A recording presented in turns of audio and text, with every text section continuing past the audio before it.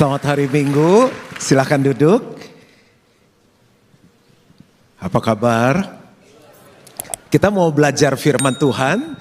Tahun ini temanya Growing Up. Dan saya mengambil tema di bulan Februari di mana orang merayakan kasih sayang, Valentine. Kita mau bahas tentang relationship, tentang family, tentang marriage.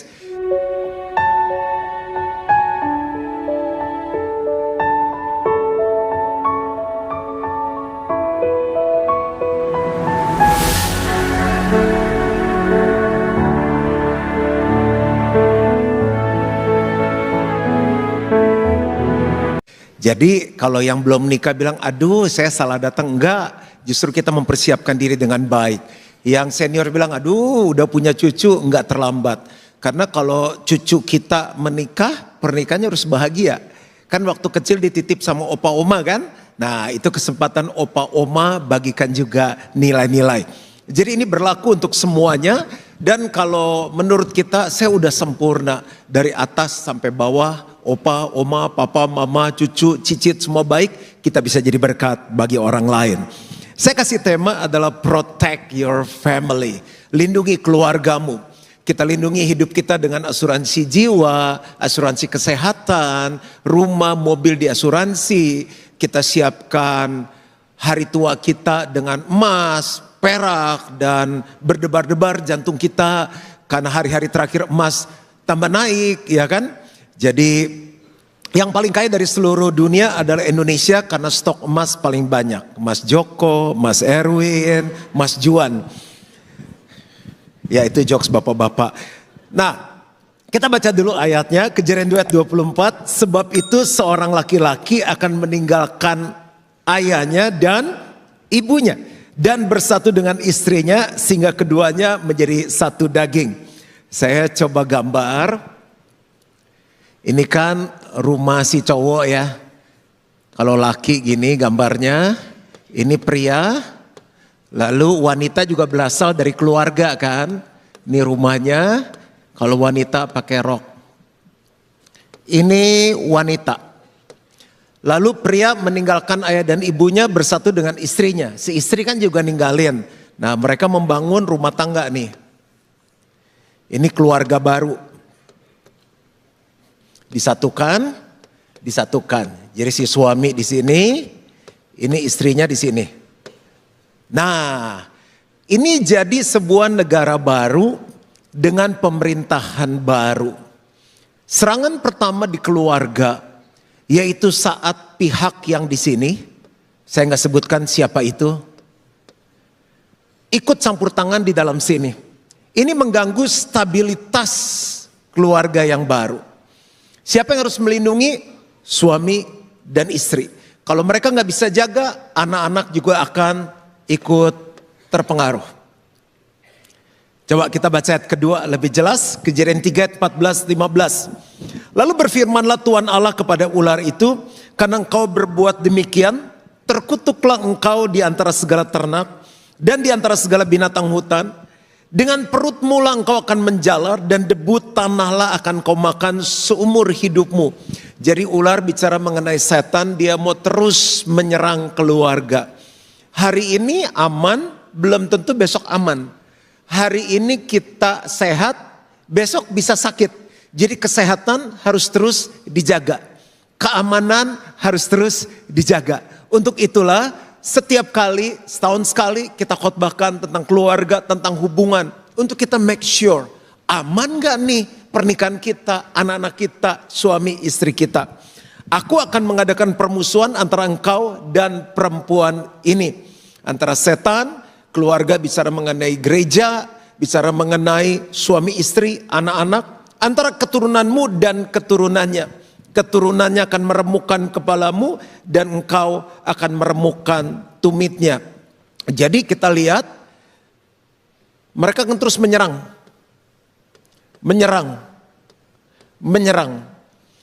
Karena kalau keluarga sehat, keluarga kuat, gereja sehat dan kuat, bangsa kita sehat dan kuat. Waktu kita bersatu, Tuhan perintahkan berkat kehidupan untuk selama-lamanya. Kebanyakan kita ikut latah, oh ya 2026 mungkin lebih parah dari 2025. Terus kita pikir, aduh mesti gimana nih. Menurut saya tetap minta hikmat Tuhan, tapi yakinkan keluarga kita kuat, keluarga kita bahagia, walaupun di tengah krisis ada berkat Tuhan yang khusus bagi jemaat Gilgal. Nah, ada beberapa tantangan yang tadi saya bilang diserang. Mengapa? Karena saya melayani banyak keluarga, di sel-sel juga melayani banyak keluarga. Saya coba simpulkan apa sih serangan-serangan yang mengganggu keluarga sehingga kita harus lindungi. Yang pertama adalah kehadiran orang ketiga. Tadinya saya mau kasih judul bahaya pihak ketiga. Cuma dari tim tidak menyetujui, terlalu vulgar. Jadi saya masukkan di salah satu inti. Ada film yang boom belum lama ini adalah Ipar Adalah Maut. Itu ditonton sangat tinggi sekali. Hari ini mau nggak kita tanggalkan status kita sebagai suami, istri, ipar, dokter, pendeta, siapapun. Karena tidak ada yang kebal. Pendeta bisa jatuh. Jadi ini sama sekali nggak ngomongin siapapun. Mertua-mertua juga jangan tersinggung karena aku juga akan jadi mertua suatu saat nanti. Orang ketiga, suami istri tadinya aman, lahir anak. Anak bisa jadi serangan. Gara-gara istri terlalu fokus sama anak, suami merasa cemburu, tidak diperhatikan. Nggak punya anak pun bisa menjadi masalah. Punya anak pun masalah. Jadi mendingan punya atau nggak punya? Punya dikit atau banyak? Banyak. Punya anak banyak, kan biaya tambah besar. Jadi sumber masalah. Tapi percaya, single berkatnya beda, menikah berkatnya beda, anak satu, anak dua, anak tiga berkatnya beda. Nah, tenang. Ada orang lain, ada mbak di rumah. Itu pihak ketiga. Zaman om dulu ada film Inem Pelayan Seksi. Oh, seumur semuanya. Ada babysitter. Saya udah bilang tanggalkan status ya. Makanya kalau misalnya ibu-ibu terlalu sibuk, tinggalkan bapak-bapak dengan lawan jenis. Harus dijaga rumah tangganya. Ada pengemudi yang selingkuh dengan anggota keluarga. Ada guru les. Anak tersebut menjadi LGBT karena waktu tinggalin les, yang mbaknya sibuk, susnya sibuk, anaknya ditinggalin sama guru les, ternyata guru lesnya ada sesuatu, dampak ke anaknya. Apalagi, ini mungkin nggak semua rumah punya fitness ya, ada personal trainer. Ada yang selingkuh sama personal trainernya. Mau ngomong mertua, enak gak ya? Ngomong lah ya, udah tanggung. Mertua. Karena mertua di Gilgal beda. Ipar. Ada orang-orang yang ditampung, udah kayak keluarga sendiri tinggal di rumah. Dan banyak sekali kejadian. Tadi yang kebaktian sebelumnya bilang, sekretaris pastor. Saya bilang ini yang di rumah dulu. Ini belum di kantor pihak ketiga. Itu bisa partner bisnis dan lain-lain. Karena khotbahnya berseri, nanti saya akan kasih nilai-nilai apa yang harus kita jaga dengan lawan jenis. Yang kedua adalah pornografi. Pornografi nggak usah dicari, dia datang sendiri sekarang. Itu pihak ketiga yang merusak keluarga, bukan hanya suami, istri, tapi anak-anak. Aduh kita mau udah tua pastor, jangan salah. Nggak lama ada yang nanya gini, Pak kita jadi pergi, loh itu bukan anak saya. Yang ketiga, ambisi negatif dan cinta akan uang. Ambisi itu bagus. Kan ada orang suka bilang ini, dia orangnya ambisian. Kalau orang gak punya ambisi, dia robot. Ambisi adalah seseorang yang punya keinginan kuat untuk meraih sesuatu. Yang membedakan adalah ambisi positif dan ambisi negatif. Ada orang yang punya keinginan, pokoknya aku pengen punya suami seperti begini. Ditunggu 1 tahun, 2 tahun, 3 tahun, gak kejadian. Padahal itu dia yang pilih. Pengen kayaknya tuh nanti nikah sama dia segini, terkenalnya segini. Ternyata kan bisnis tuh naik turun. Dia gak tahu waktu menikah itu kaya beneran atau kaya dari utang. Akhirnya gak kecapean, stres. Itu serangan. Lalu cintakan uang, cinta banget sama uang. Semuanya dinilai sama uang. Time is money, you know. Jadi kalau misalnya dia bisnis, dia pikir akan menghasilkan uang. Akhirnya begitu dia kaya, pulang anaknya gak manggil papa, panggil om. Sesuatu yang berlebihan, olahraga berlebihan, fitnessnya sehari 3 kali, yang waktunya mesti waktu sama keluarga, akhirnya dipakai untuk membentuk badan. Badannya bagus, anaknya rusak. Jadi mending badannya rusak, anaknya bagus, atau badannya bagus, anaknya rusak?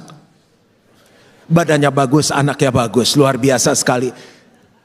Ini untuk pelayan Tuhan ya, pelayanan yang berlebihan. Segala sesuatu yang berlebihan. Saya harus protect juga my family. Lalu sosmed dan gadget. Handphone ini bagus. Saya khotbah dari sini, nulis buku dari sini, semuanya dari sini. Tapi keluhan dari anak-anak muda yang datang ke kami adalah begini. Pastor, bisa tolong ngomong gak ya sama papa mama? Tangannya kayak dijahit sama handphone. Pergi makan, makan keluarga, liburan gak pernah bisa lepas. Dan kadang-kadang agak takut pastor suka ketawa sendiri. Itu pesan dari anak-anak. Jadi liburan keluarga semua dekat sama handphone. Semua contoh adalah di kebaktian yang lain. Lalu sosmed itu bahaya.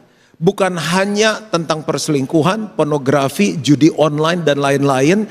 Ada berbagai macam hal yang membuat orang adalah hidup dalam fantasi dan tidak lagi hidup dalam kenyataan. Itu serangan pihak ketiga, kita harus jaga keluarga kita. Udah tinggal 2 yang amin. Yang keenam, ego dan kesombongan. Merasa diri benar. Kenapa? Karena dia berpikir bahwa dari keluarga saya standarnya segini. Lu jangan turunin standar. Ego, sombong itu menghancurkan keluarga. Kita harus jaga. Sakit, penyakit. Tadi saya turun dan doakan orang yang sakit. Sekarang timbangan itu sudah ada berbagai macam hal. Bisa tahu body mass index, fat ratio, muscle ratio. Saya sudah bilang sama staff saya, rutinlah tanpa disuruh. Setiap tahun jadikan gaya hidup check up. Saya bilang kemarin harus semuanya check up dan hasilnya luar biasa sekali. Ada yang luar biasa bagus, ada yang luar biasa jelek.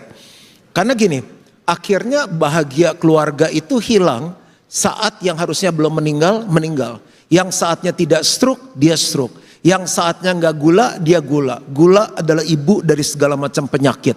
Kalau gula dapat, kena semuanya.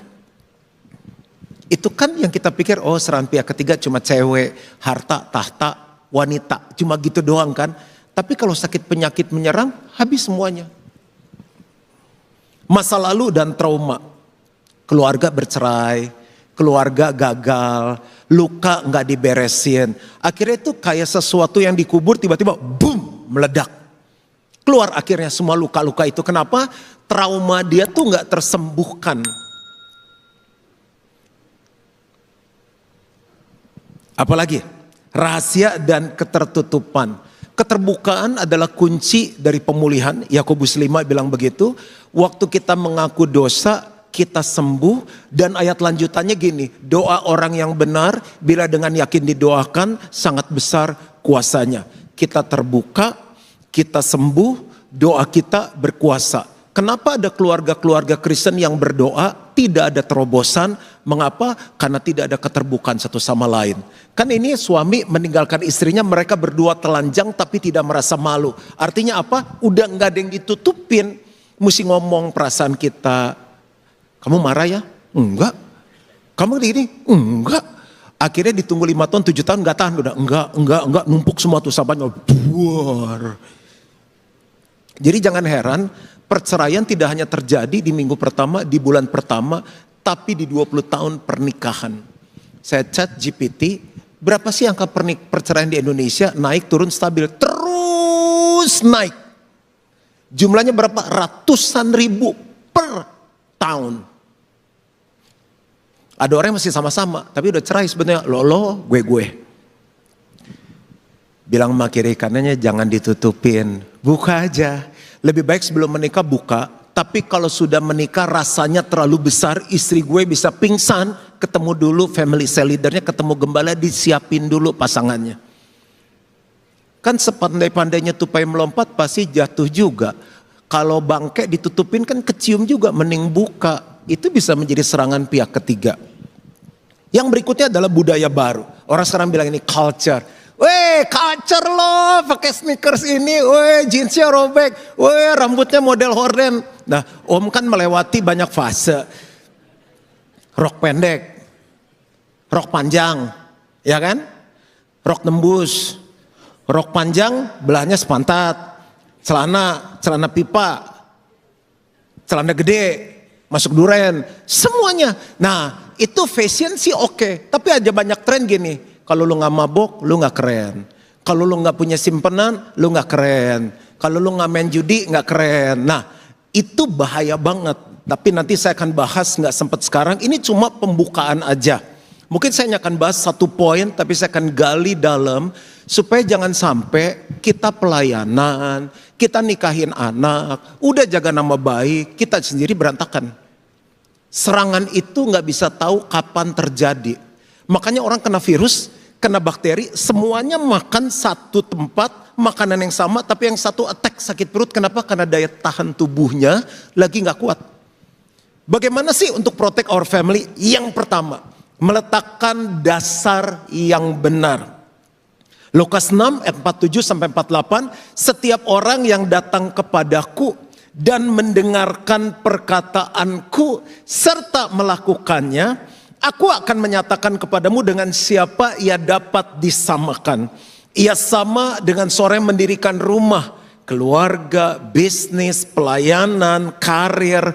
Orang itu menggali dalam-dalam, coba bilang sama-sama dalam-dalam, dan meletakkan dasarnya di atas batu. Batu itu adalah Tuhan Yesus Kristus.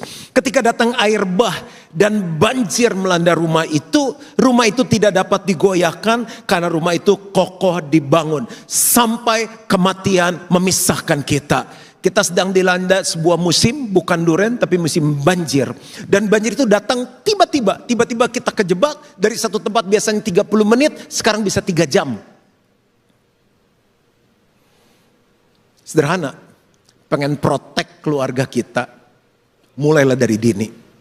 Belum menikah, mulailah dari dini.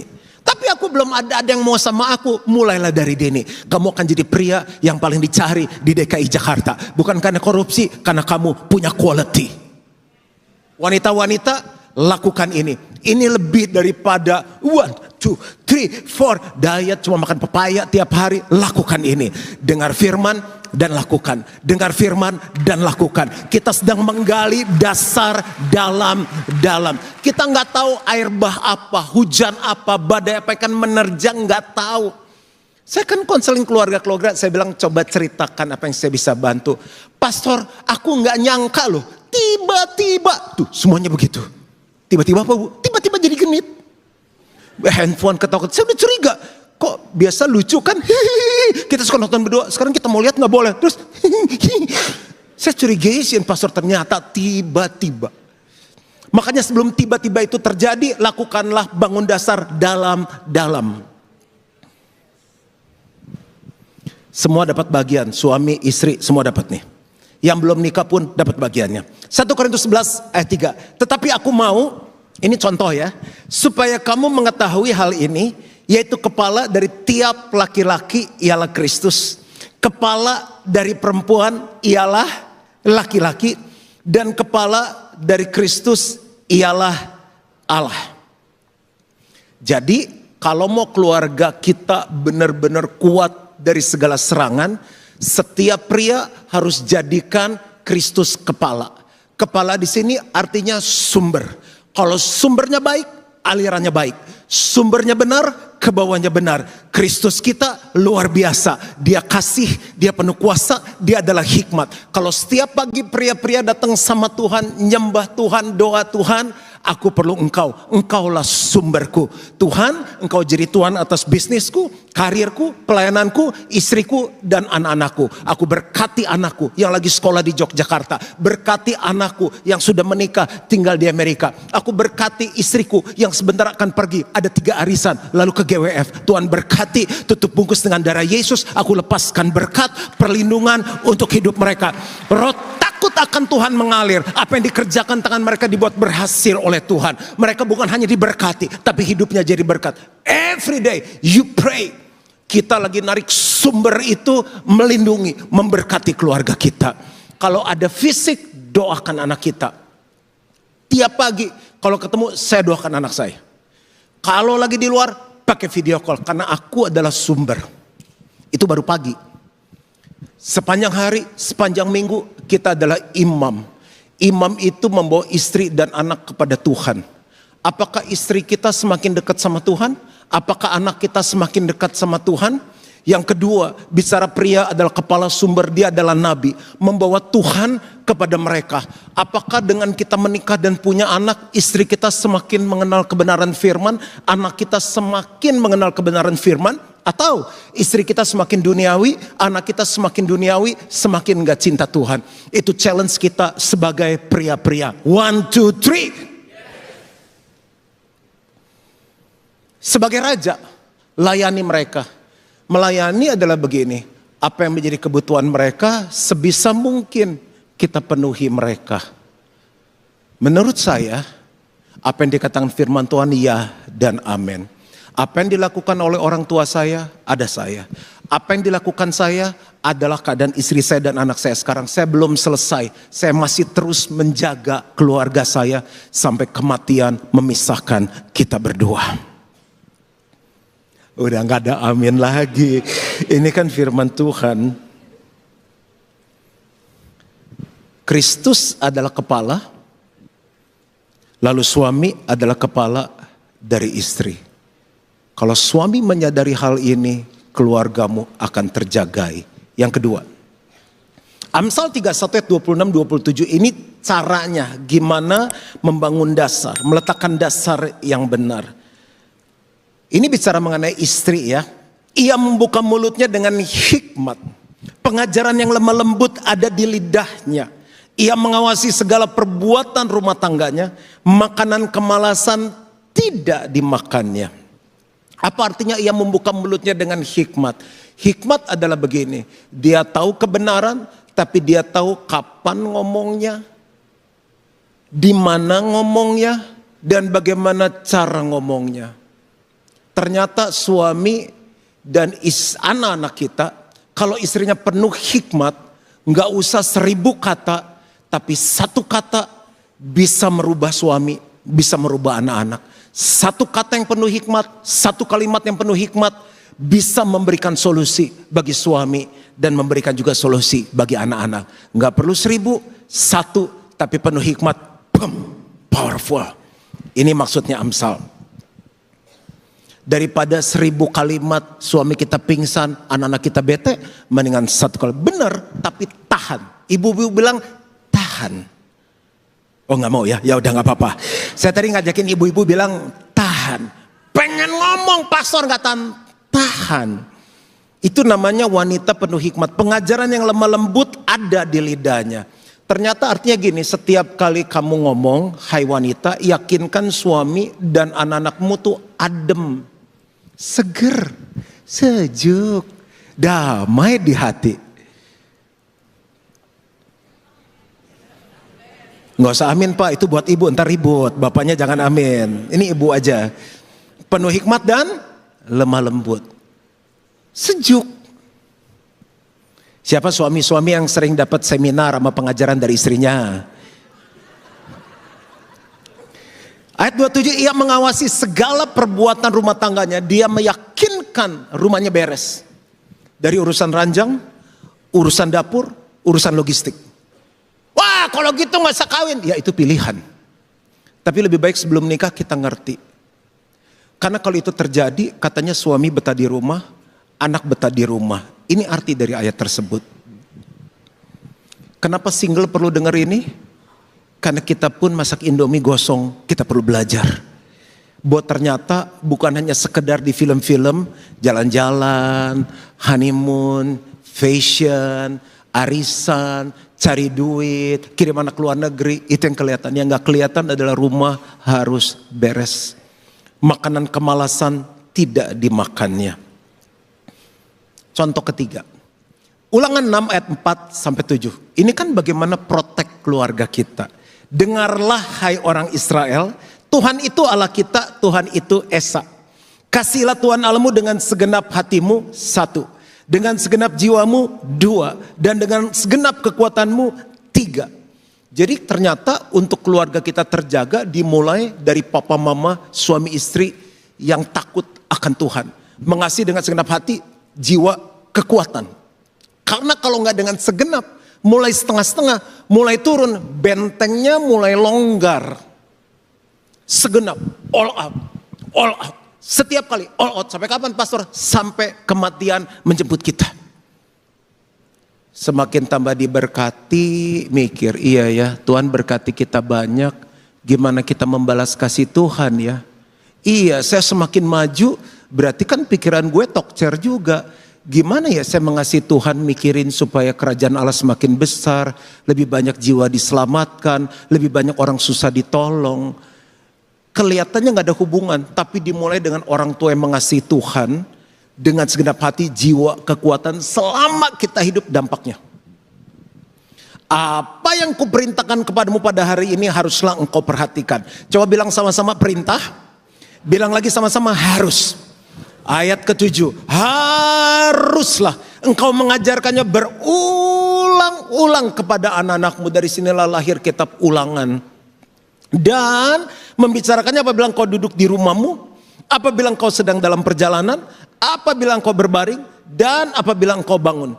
Jadi ini perintah, ini harus berulang-ulang. Perintah harus berulang-ulang. Ini prinsip parenting. Kitanya benar. Kalau keluarga kita hancur, anak-anak kita pernikahannya hancur, nggak happy, kan kita ikut stres juga. Duit mau diapain? Nebus anak di penjara, pakai untuk rehab, kena narkoba, bayar biaya pengacara perceraian. Mending itu dipakai untuk kita lakukan ini. Katanya dari bangun, lagi berjalan, lagi duduk makan, sampai dia tidur lagi, jangan lupa, karena mereka udah lihat hidup kita. Jadi waktu kita ngomong, dia bilang ini, yang diomongin sesuai sama yang dihidupin sama orang tua kita. Contoh, habis ini kan makan ya. Kan belum altar call, kok ibu udah dijamah. Habis ini makan kan? Ya dong, jangan marah dong. Ini kan cuma khotbah, tetap aja makan, tetap makan, gak ada hubungannya. Makan kan? Ngomongin apa? Makan di mana nih guys? Gitu kan? Habis makan, kasinan ya?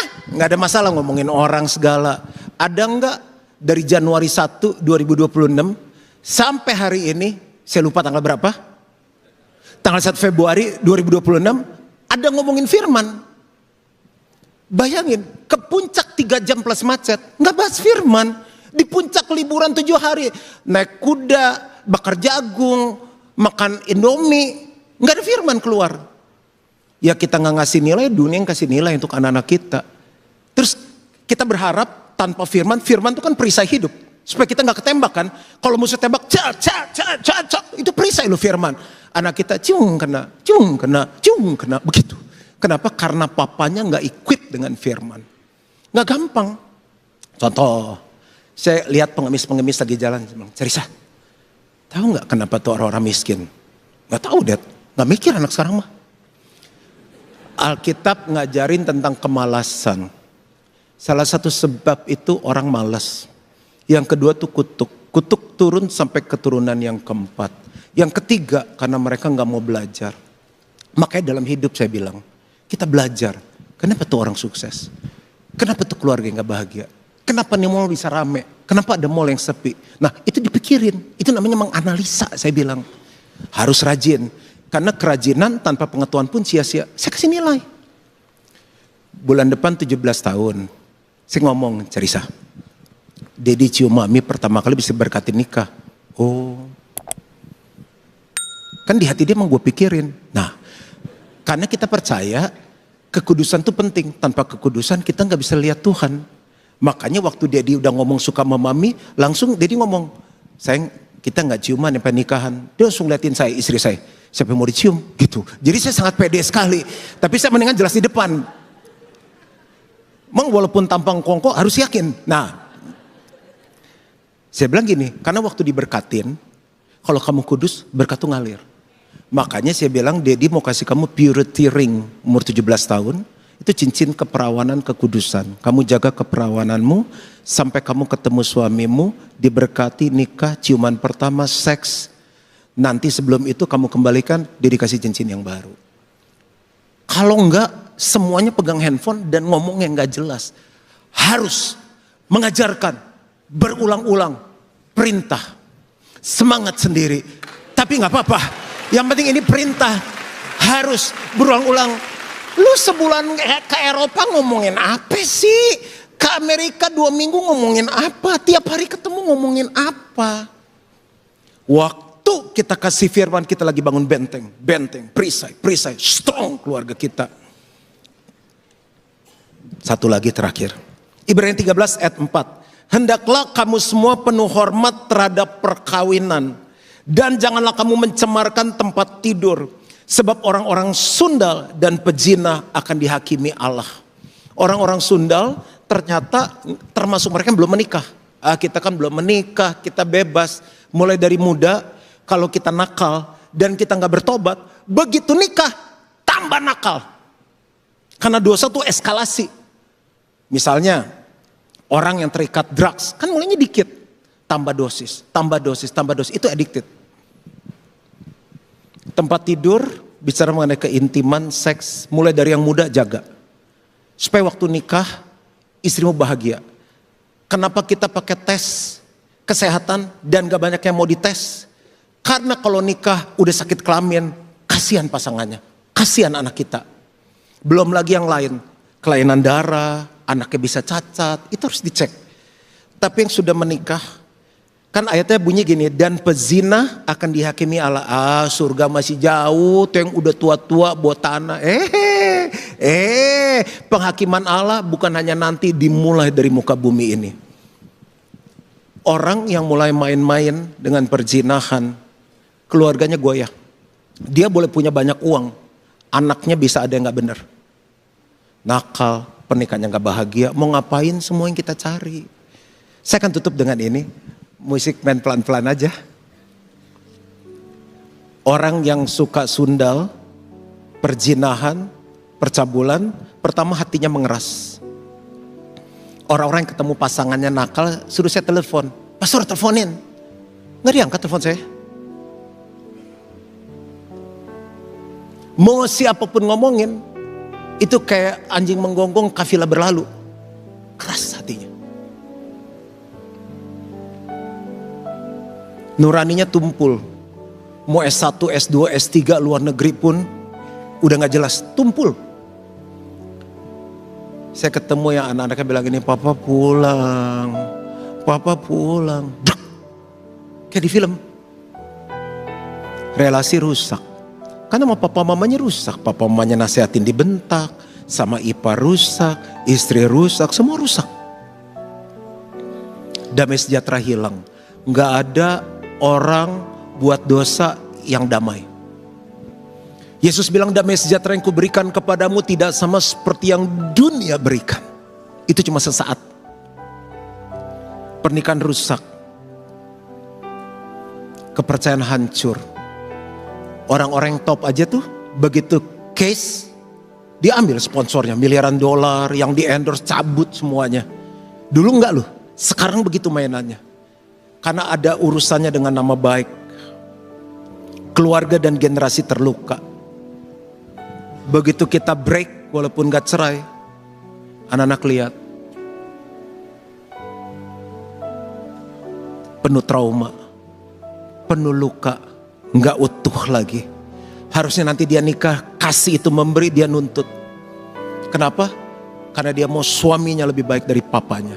Dia yang lebih parah lagi, dia gak mau lagi sama cowok, maunya sama cewek. Karena cowok menurut dia di mana-mana sama. Akhirnya cewek sama cewek, cowok sama cowok. Hancur. Dan terakhir kesaksian rohani jatuh. Gampang. Iblis mau hancurkan dunia, iblis mau hancurkan bangsa. Dia mulai dari keluarga. Kalau keluarga hancur, gereja hancur, bangsa hancur. Tapi kalau GBI Gilgal jaga keluarganya sehat, bahagia, bukan hanya jaim, jaga image, real strong. Gerejanya kuat, bangsanya kuat. Tuhan memberkati setiap kita. Mari bangkit berdiri sama-sama.